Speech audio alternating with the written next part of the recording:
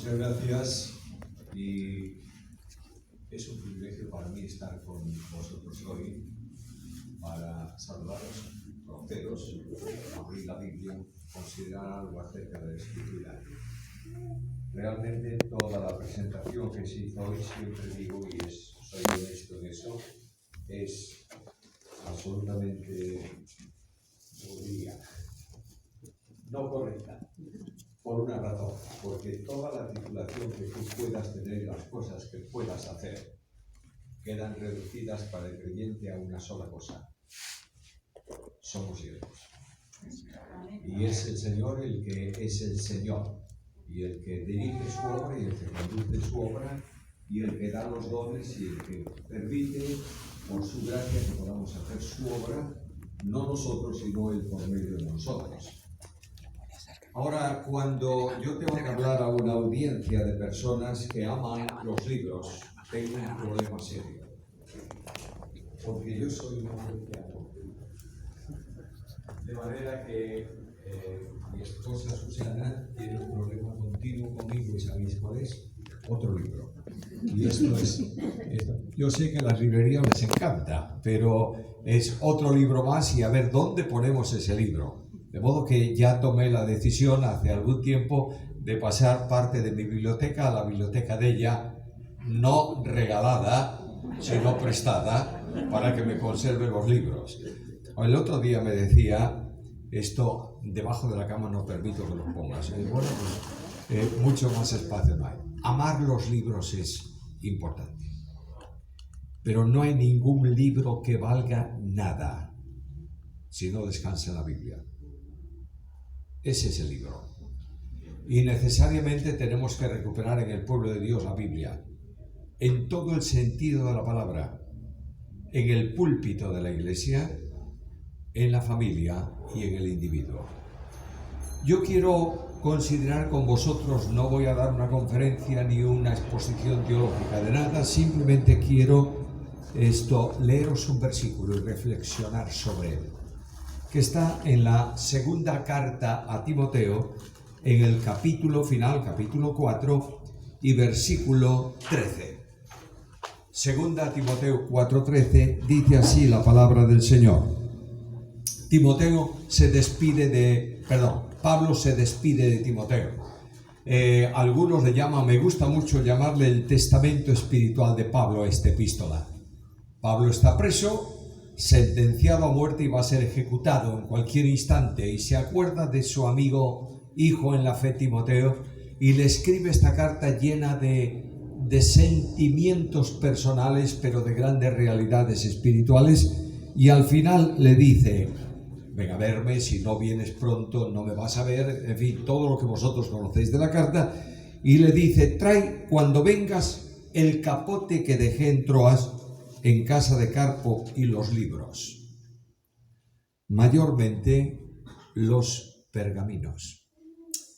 Cuando leo ese texto, observo que Pablo está pidiendo dos cosas: calor para el cuerpo y calor para el alma. Es un viejito lleno de golpes, lleno de dificultades, de experiencias ingratas en el ministerio. Y ahora él sabe que en cualquier momento va a ser muerto, va a partir. Él lo dijo mucho antes: partir y estar con Cristo es muchísimo mejor. Pero hay ahí en esta epístola un sentimiento que los que estudiáis la Biblia y profundizáis en la Biblia os dais cuenta de lo que es un hombre dedicado a pleno tiempo a la obra, que al final está solo, que no tiene nadie que venga en su ayuda, y que está en una ciudad con una iglesia grande y nadie le lleva un capote. ¿Entendéis? Parece una tragedia humana, y a veces decimos: pero vamos a ver, Pablo, después de todo ese ministerio, de todo ese trabajo, ¿cómo es posible que estés así? Él va a decirnos algo muy importante: me dejan todos, pero no estoy solo, porque el Señor está a mi lado. Ahora yo quiero reflexionar rápidamente sobre este versículo, y hay tres cosas ahí. En primer lugar está la primera petición: tráeme el capote. Luego está la segunda petición: los libros y mayormente los pergaminos. Y en tercer lugar, nosotros tenemos que llegar a una conclusión. Cuando estudias la Biblia, no estudias la Biblia para saber más de la Biblia. Estudias la Biblia para vivir más conforme a la Biblia. Un estudio bíblico que solamente llene el cerebro y deje frío el corazón no sirve para nada. Por tanto, a la luz de este versículo y de este relato histórico y de las palabras de Pablo, yo tengo que preguntarme al final de la reflexión: ¿qué quiere Dios para mí? ¿O qué quiere enseñarme con esto que hemos considerado? Primeramente, el capote. Cuando estuve, en una de las ocasiones que estuve en Roma y estuve viendo las prisiones romanas que tuvieron alguna relación con Pablo, está la cárcel Mamertina, primeramente una cárcel grande donde gente de cierta importancia estuvo presa también, y ahí Pablo estuvo preso durante el tiempo, con toda seguridad, durante el tiempo de su primera prisión.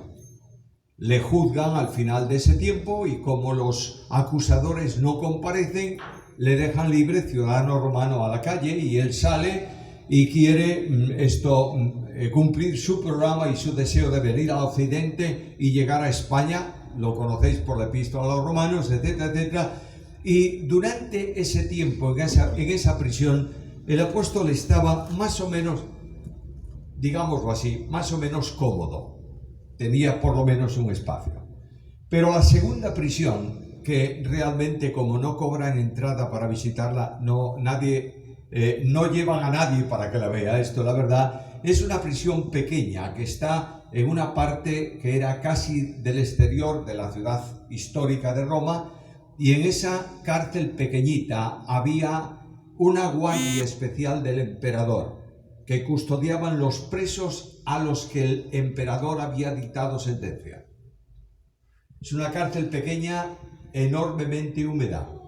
Cuando entras y dices: aquí en esta celda, porque no podía haber otra, estuvo Pablo, te das cuenta que el piso de esa celda está húmedo porque el río destila agua, pasa agua al interior de la celda.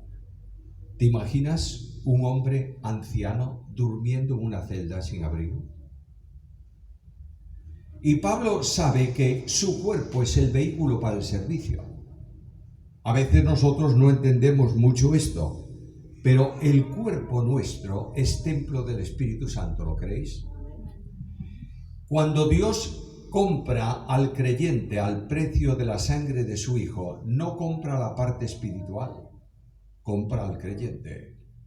Y el creyente tiene un cuerpo que es el elemento, el instrumento que le permite llevar a cabo el ministerio y que actúa conforme al impulso de su parte espiritual.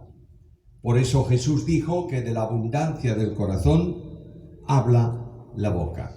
Voy a un texto de la Escritura y leo estas palabras: ¿no sabéis que vuestro cuerpo es santuario, es templo del Espíritu Santo, el cual está en vosotros, el cual tenéis de Dios, y que no sois vuestros, porque habéis sido comprados por precio? Glorificad pues a Dios en vuestro cuerpo y en vuestro espíritu, los cuales son de Dios. El hombre es un ser que tiene una parte material que podemos tocar y una parte espiritual. La parte espiritual la puedes dividir según tu criterio bíblico en lo que te parezca mejor. Algunos lo dividen en dos, espíritu y alma. Yo podría deciros que hay más partes espirituales y que vosotros conocéis. Corazón es una parte espiritual, mente es una parte espiritual. Bueno, no entremos en esa polémica. ¿Quieres que sean tres partes? Tres partes. Yo no tengo ningún problema. Lo que sí es cierto es que hay una parte material y una parte espiritual, ¿verdad?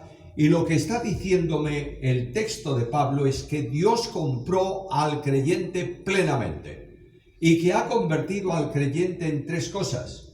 En primer lugar, lo ha convertido en sacerdote espiritual para que pueda ofrecer sacrificios espirituales. Hay 5 sacrificios espirituales en el Nuevo Testamento. El creyente es comprado y constituido sacerdote para ministrar sacrificios espirituales delante de Dios.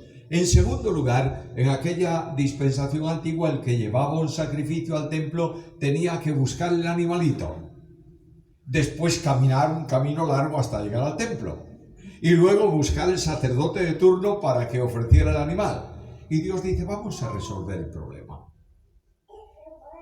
Ellos son sacerdotes, cada uno, no necesitan correr a buscar a nadie.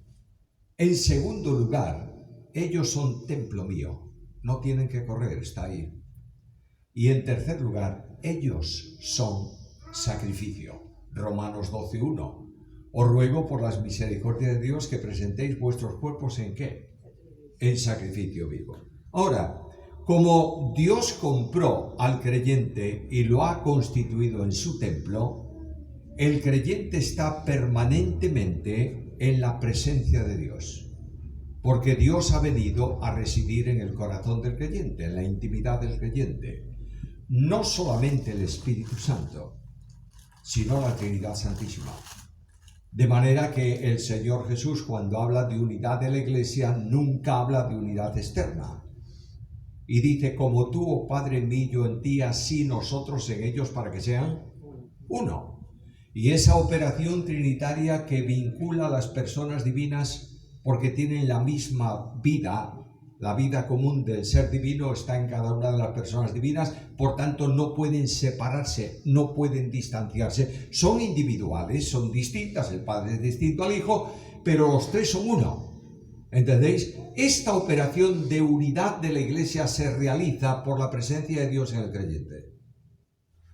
Por eso el apóstol Pablo habla de que estemos solícitos en guardar ¿qué cosa? ¿La unidad de qué? Del Espíritu, en el vínculo de la paz. Dios nos ha comprado. Ahora, tú tienes, aquí tenemos una linda librería y estoy mirando las paredes, oye, están bien pintadas. Y la escalera, pues también está bien. Están cuidando de ella para que sea un lugar digno para el ministerio que realiza.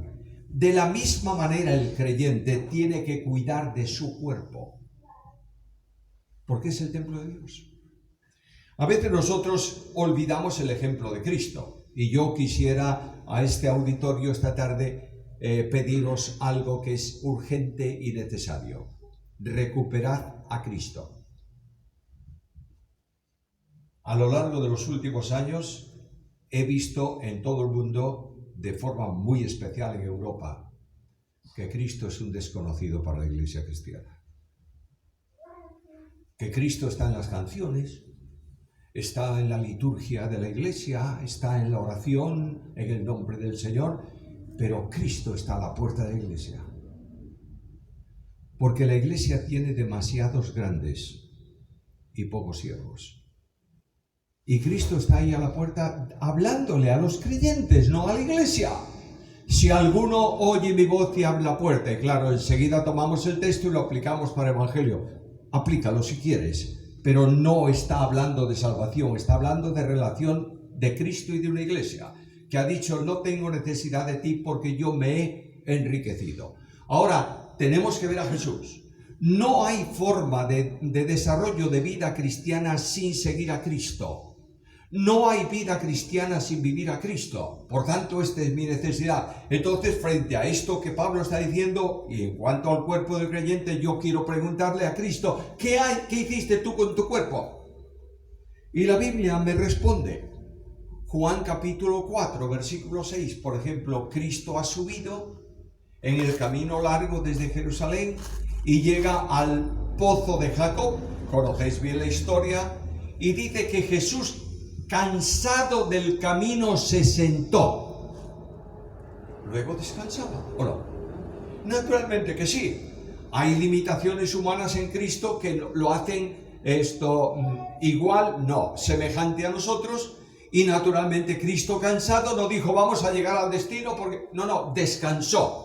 Y ahí tiene oportunidad de hablar con la mujer samaritana, todo esto, pero en principio lo que quiero destacar es que Cristo cuidaba de su cuerpo, ¿o no? Muy bien. Otro día dice el Evangelio que era tal la actividad de Cristo y de los discípulos que no tenían tiempo ni para comer. ¿Qué dice Cristo?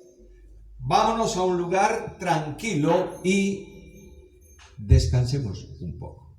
Muchas veces pensamos que la actividad desbordante en la iglesia, los líderes de la iglesia, no tienen tiempo ni para respirar siquiera. Eso es vida espiritual, eso es pecado.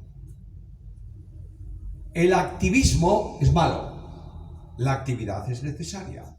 Y tengo que entender que la única forma de realizar la actividad en la obra de Dios es por medio de mi cuerpo. De manera que yo tengo que cuidar el cuerpo. Y en el cuidado del cuerpo, Dios me llama a abandonar ciertas tareas para dedicarlas a tareas necesarias absolutas. Por ejemplo, yo tengo que dedicar diariamente tiempo a la oración. Es que tengo tantas cuestiones y la iglesia tiene esta necesidad y mañana hay una reunión y hay que ver cómo funciona aquel grupo y hay que no sé qué y no sé cuánto. Entonces la oración de la mañana es: Señor, ayúdame. Para un poco. La iglesia es de Cristo, no se va a hundir. Pero tú tienes que tener relación con Dios y dedicar tiempo a la oración y tener una lista de oración y ponerte a solas en tu cámara y doblar tus rodillas y orar al Padre que está en secreto. Otra cosa más, tienes que tener tiempo en el cuidado del cuerpo para la reflexión.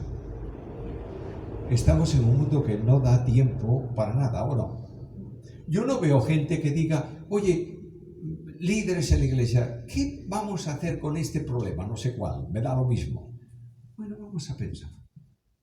No, vamos a actuar y vamos a ver. Y la mitad de las veces tú trabajas en un problema que no puedes resolver, porque la obra es de Cristo, ¿o no? No se te ocurra trabajar en la solución de un problema de la obra de Dios si no has hablado con Dios de ese problema, primeramente. Y tenemos que reflexionar y tenemos que meditar en la Escritura. No hay posibilidad de hacerlo si estás matando tu cuerpo. Por tanto, Pablo, ¿qué le dice a Timoteo? Tráeme el capote. ¿Por qué? Porque tengo frío, Timoteo. Pero Pablo, si el cuerpo no tiene importancia ninguna. ¿Cómo no tiene importancia ninguna? Naturalmente que sí. Tráemelo porque es necesario cuidarlo hasta que el Señor lo lleve a su presencia. Quiero decirte algo muy simple. Los pastores de iglesias, los ancianos de iglesias, los maestros, los que estáis trabajando en la obra del Señor, ¿dedicáis tiempo diario al ejercicio físico? No, es que el ejercicio físico es una pérdida de tiempo. No, es necesario. Yo no voy a ponerme de ejemplo para nadie, no soy ejemplo para nadie. Pero Susana y yo nos levantamos tempranito por la mañana e inmediatamente después de levantarnos caminamos, hacemos una caminata de 6 kilómetros todos los días. Y en Galicia no hay tiempo soleado muchas veces, sino que empieza a llover en noviembre y termina en marzo. Hay que hacer ejercicio, porque tienes que cuidar el cuerpo, en todos los sentidos, no solamente de ejercicio, sino también de comida. Bueno, no te mueras de hambre, pero no comas desorbitadamente porque te va a hacer daño. Pablo me enseña a cuidar el cuerpo y el ejercicio físico me dice lo siguiente en carta 1 Timoteo capítulo 4 y versículo 8, porque el ejercicio corporal para poco es provechoso, pero la piedad aprovecha para todo. Pero no dice que no es provechoso. Dice que frente a la piedad que permanece eternamente, el ejercicio físico es temporal. Pero tienes que cuidar el cuerpo y hacerlo así. Mantener el cuerpo para poder servir. Y luego vienen las vacaciones de verano. No, es una pérdida de tiempo las vacaciones. No, es la forma en que los líderes de la iglesia, los pastores de la iglesia, despejan la mente. ¿Entiendes? La mente de un pastor, ¿qué te parece que es? Problema por la mañana, problema por la tarde, problema por la noche. Te acuestas con el problema, te levantas con el problema y sigues con el problema. Descansa, desconéctate. Y al final del día, No digas, bueno, voy a leerme ahora una teología sistemática porque no... No. Distráete un poco. Despeja el cerebro. No sé cuáles son los equipos aquí importantes de fútbol en Montevideo. Mira un partido de fútbol, hombre. Mira, porque es necesario trabajar con sentido común, que indudablemente es el menos común de todos los sentidos. ¿Entendéis? Pablo dice, cuida el cuerpo. La primera lección que yo aprendo aquí es que tengo que cuidar mi cuerpo. ¿Lo entendemos o no? Es palabra inspirada de Dios. No es un capricho de nadie. No es un pensamiento de un autor que escribió un libro. Es Dios que habla por medio de Pablo en este escrito. Segunda cosa que Pablo pide a Timoteo. Tráeme un capote. Bueno, cuando yo leo este versículo, permitidme todavía mantener ahí ese punto un momento.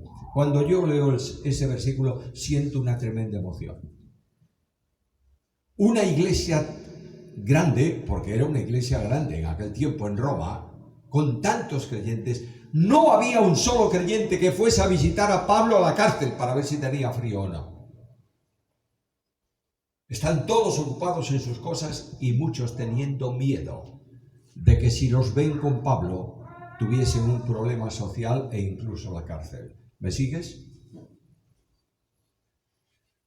La iglesia se olvida de los que le sirven muchas veces.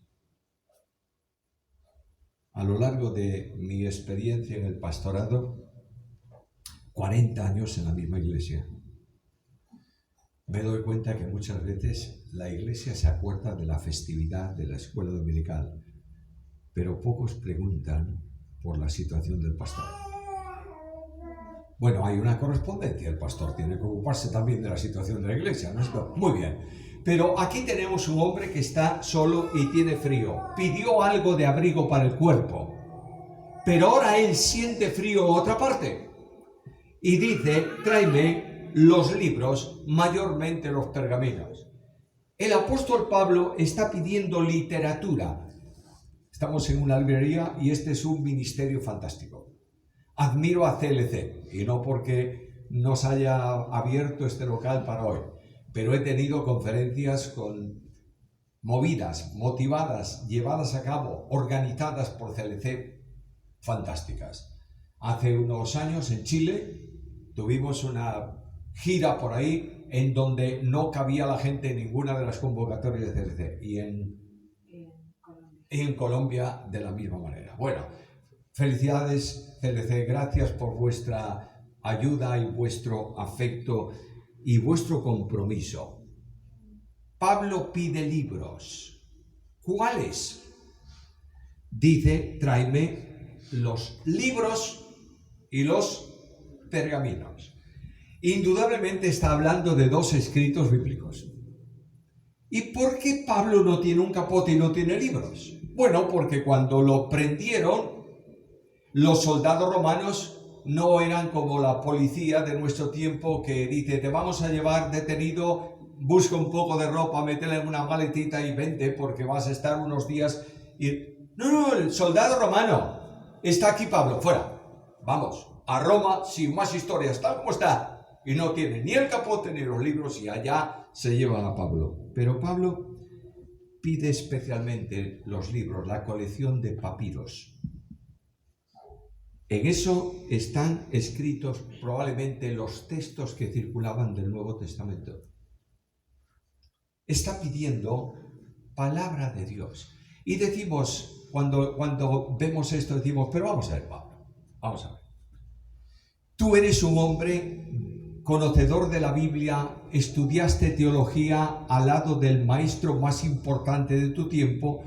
Como judío conoces el significado y el sentido de todo el Antiguo Testamento y probablemente, Pablo, como Gamaliel, conoces muchos textos del Antiguo Testamento de memoria. ¿Y estás pidiendo libros del Antiguo Testamento? Segunda cosa que pide, los pergaminos. Pergaminos son los libros de pieles escritas en pieles seleccionadas, los rollos. Claro está, especialmente eran, esos sí que eran especialmente textos del Antiguo Testamento. Y a veces decimos, como dice, y se lee por ahí, como dice el profeta Isaías, y resulta que el versículo no está en Isaías.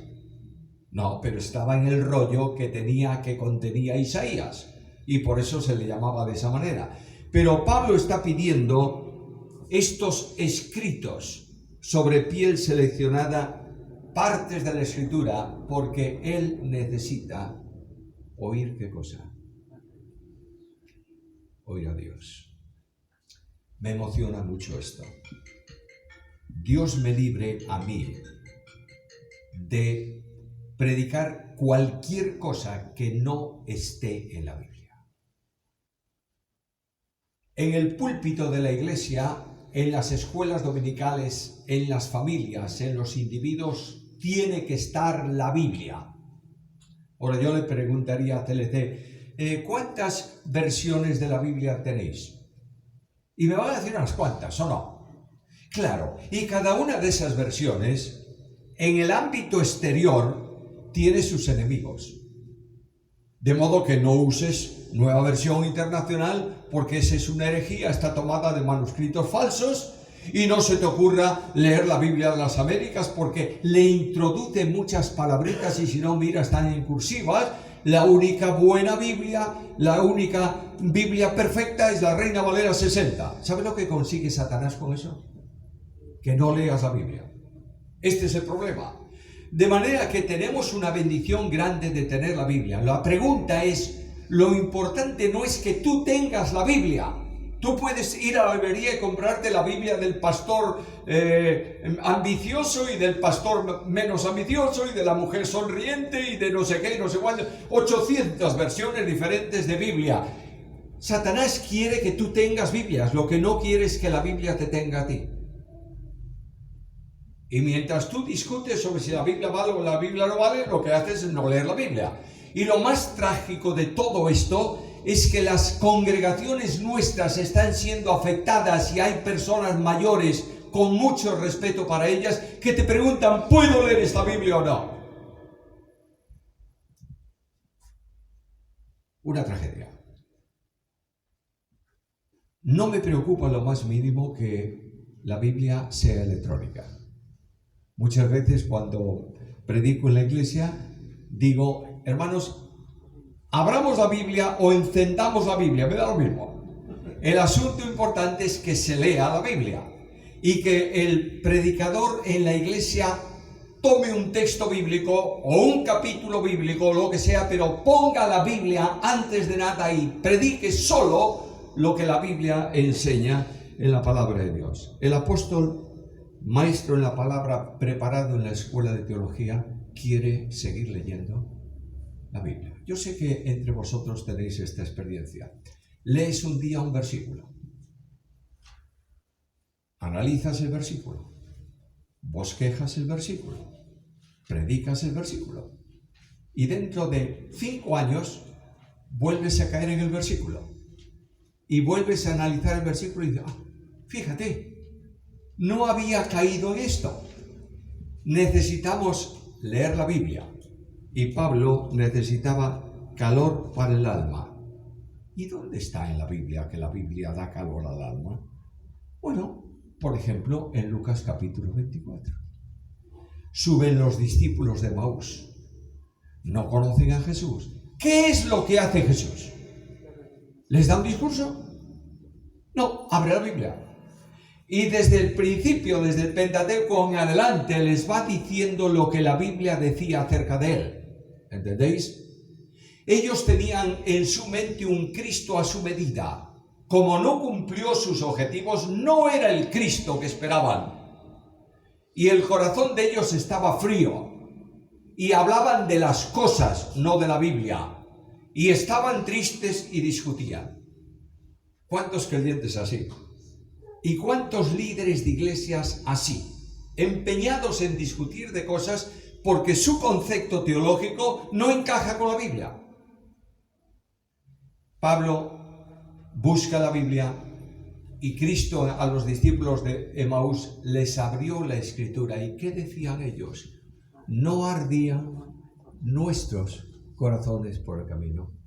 Solo la Biblia produce efectos espirituales en el hombre, en el creyente, por supuesto. Quiero deciros, mis queridos hermanos y amigos, que no hay ninguna posibilidad de avivamiento espiritual, ninguna, que no venga desde la Biblia.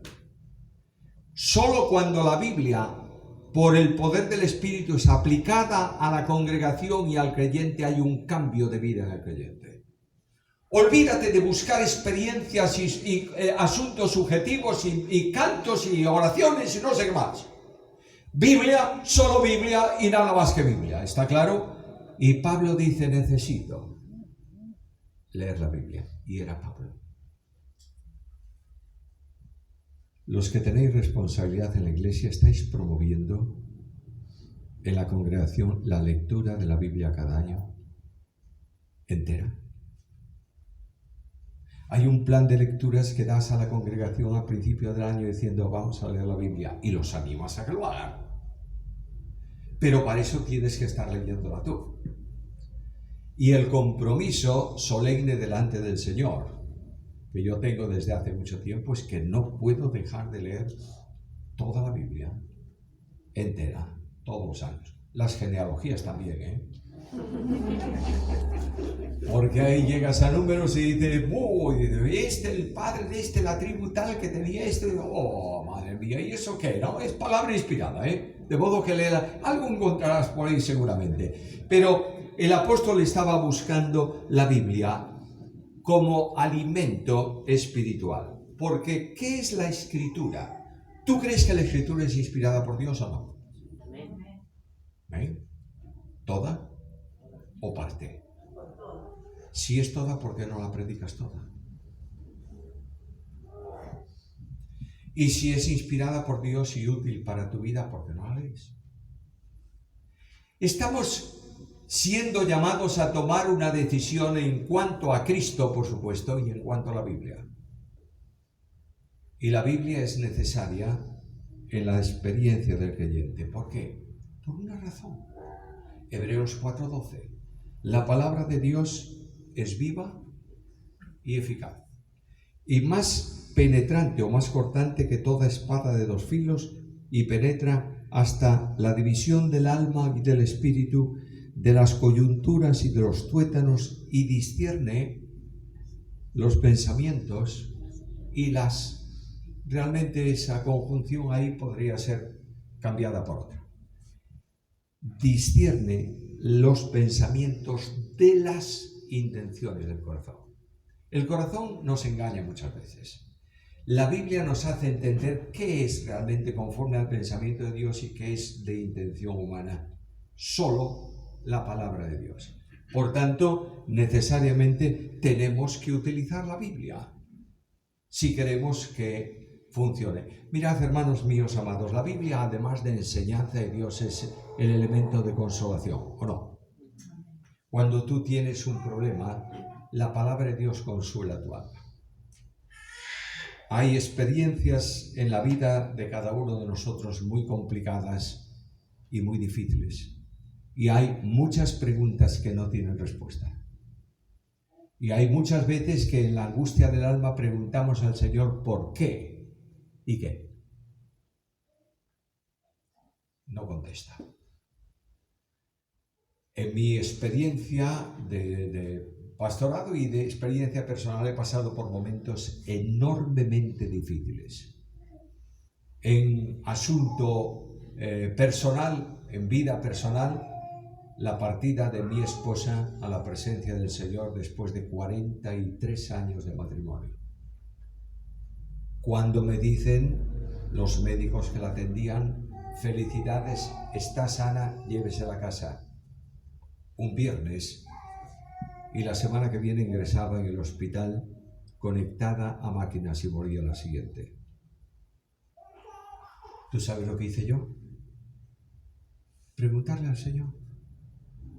Y no decirle para qué, como algunos me enseñan por ahí. No, estos son héroes, déjalos. Son una fe impresionante y yo estoy muy distante de ellos. Yo quiero saber por qué. ¿Y hago mal preguntándole al Señor por qué? No. Porque Santiago en su epístola me dice, si tú no entiendes la prueba por la que estás pasando, pregunta al Señor. Claro está que cuando yo pregunté al Señor por esto o por otras cosas del ministerio en general, nunca me contestó. Y claro, y digo yo, bueno, entonces, ¿cuál es el consuelo? Y me voy a la Biblia. Y me dice, porque mis caminos no son tus caminos. Y mis pensamientos no son tus pensamientos. De otra manera, lo que me dice la Biblia es, de parte de Dios, si yo te explicase esto, no lo ibas a entender, entonces cállate y sigue adelante. Pero la mano de Dios está próxima a la nuestra. Es más, estamos en la mano de Dios. Esta es la experiencia de la vida cristiana. Y voy a la Biblia y digo, Señor, la angustia es muy grande. Y la Biblia me dice, con Él estaré yo en la angustia. Y esto produce consuelo. No tienes consuelo de parte del hombre, por mucho que lo intenten, porque nadie puede entender lo que tú estás sintiendo. ¿Me sigues? De manera que el apóstol Pablo pide la Biblia. Ahora bien, si la Biblia es la palabra que consuela y la palabra para avivar y la palabra que produce cambios, tenemos que entender que cuando tú ames la Biblia y leas la Biblia vas a tener un problema. ¿Sabes cuál? Escucha a Jesús. Les he dado tu palabra y el mundo los aborrece. Claro, porque la vida cristiana no es una vida contraria a la del mundo, no, es una vida diferente. Porque no tenemos que modificar nuestra vida para no ser como el mundo, es que no somos del mundo. Por consiguiente, la palabra de Dios nos enseña y nos ayuda para entender la vida conforme a la condición de la Biblia. Y yo pregunto, ¿y cómo habla Dios al hombre? Bueno, hay muchas personas, respeto mucho todas esas opiniones, pero hay muchas personas que están empeñadas en oír la voz de Dios. ¿Quieres oír la voz de Dios? Lee la Biblia. Y te dice, no, es que quiero oír la voz de Dios alto. Pues lee la Biblia alto. Y ya está todo arreglado. Naturalmente, lo que tenemos que entender es que Dios habla solo, exclusivamente por su palabra. No hay nada que revelar nuevo, no puede ser revelado nada nuevo. Por tanto, Dios habla al hombre en su palabra. Te amo, Señor. ¿Cuántos de vosotros estáis casados? Bueno, fantástico, qué bueno. ¿Y cuántos tienen novia? Oh, no tengo ningún joven. ¿Y cuántas veces le dices a tu esposa, te amo? ¿Muchas veces? ¿Y qué te parece si le dices a tu esposa, te amo? Y cuando ella quiere decirte, mira tal cosa, no tengo tiempo para verte. ¿Es un absurdo o no? Si me amáis, guardad. ¿Y cómo lo guardamos? Conociéndolos. Por tanto, veis la enorme necesidad de mantener la Biblia y hacer como Pablo decía, tráeme los libros, mayormente los pergaminos. Quiero terminar.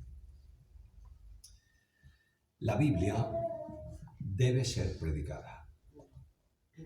El apóstol Pablo enfrenta a Timoteo de forma directa y le dice, te pongo bajo juramento, que es el entorno de ese versículo, delante de Cristo y de sus ángeles, que prediques ¿qué? Y hoy en día, en muchas iglesias, no se predica la palabra. El mensaje bíblico se ha cambiado por lo que se llaman mensajes motivacionales. No sale, el otro día hablaba con mis amigos de CLIE y me decían, bueno, tenemos que hacer una reedición de libros, pero ¿sabe lo que pasa? ¿Qué pasa? Que los libros pesados, como decía uno de los directores, no se leen. No. Leemos el librito que dice, ¿cómo orar el miércoles? Eso sí, eso se vende. ¿Y de qué manera tenemos que poner las manos para cantar? También, Bethsaida. De una vez por todos, dejémonos de tonterías y comencemos a usar lo que es necesario e ineludible, que es comentarios a la Biblia, conocerlos. Yo sé que hay muchos jóvenes que quieren estudiar teología, bendito sea Dios por eso. Voy a daros un dato para que oréis por este asunto. Lamentablemente en Europa el Evangelio está en decadencia absoluta. Una universidad de un determinado país que tuvo en los últimos 10 años, 15 años, una media de 3.000 alumnos de teología, no llega a 300 este año. Las iglesias se están despoblando y el 75%, en una estadística reciente, 75% de jóvenes entre 15 y 25 años se confiesan ateos. Este es el panorama. Frente a esto, la Iglesia tiene una responsabilidad absoluta. Prepara gente y facilita medios. Y una de las formas de que la gente se prepare, aparte de los institutos y todo esto que vosotros conocéis muy bien, es que tengan a su disposición libros, comentarios sanos para que estudien la Biblia. Algunas veces encuentro jóvenes que me dicen: yo quiero estudiar el texto griego. Bueno, está muy bien, estudia el texto griego, pero ¿conoces la Biblia en castellano? Este es el asunto. No hace falta estudiar el griego para estudiar la Biblia. Si puedes hacerlo, mejor que mejor, ¿me sigues? Pero lo que sí tiene necesidad nuestra juventud es de libros sólidos, que formen jóvenes sólidos, seguidores de Cristo. Y este es el gran desafío. Cada iglesia debiera tener, sugiero, no debiera, haga lo que le parezca, pero sugiero que cada iglesia debía estar anunciando un libro semanal para la congregación. Y además de libros de teología, por supuesto, libros de vida cristiana. Señores de CDC, ¿tienen ustedes un libro que se llama El Peregrino? ¿Cuántos han leído El Peregrino? Ponlos allí a la salida y que los que no lo han leído te lleven un ejemplar. El Peregrino es un enorme tesoro, ¿o no? Pero no se lee. ¿Cuántos conocen historias misioneras? Sí, algunos sí. Pero no es tampoco muy común. Yo no veo a un joven salir de su universidad y en el transporte para su casa estar leyendo la historia de Portales de Esplendor. No lo conozco. Esto no es solo problema de los jóvenes. Es problema de las iglesias que no se ocupan de enseñar la obra misionera en la congregación. ¿Cuántas congregaciones hoy conocen el nombre de personas hispanoamericanas que están en la India pasando mucha necesidad? ¿Cuántos?